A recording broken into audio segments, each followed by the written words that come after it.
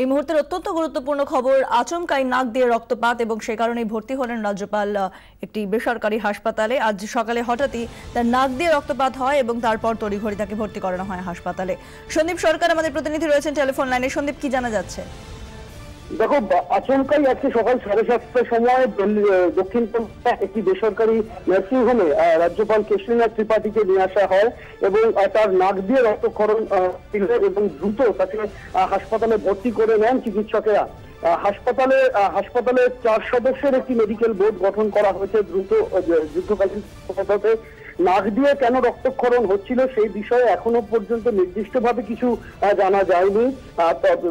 যেটা আমরা সূত্র মারফত যেটা আমরা জানতে পারছি যে তার এই নাক দিয়ে যে রক্তক্ষরণ হচ্ছিল সেই রক্তক্ষরণ আপাতত বন্ধ করা গেছে। তবে নাক দিয়ে রক্তক্ষরণের সঠিক কারণটা কি সেটা এখনো পর্যন্ত স্পষ্ট নয়। চিকিৎসকেরা পরীক্ষা নিরীক্ষা চালাচ্ছেন রাজ্যপাল কেশরীনাথ ত্রিপাঠীর এবং এই মুহূর্তে হাসপাতালেই চিকিৎসাধীন রয়েছেন তিনি।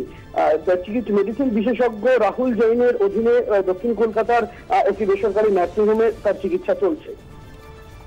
সন্দীপ, ধন্যবাদ। সন্দীপ সরকার আমাদের প্রতিনিধি ছিলেন টেলিফোন লাইনে।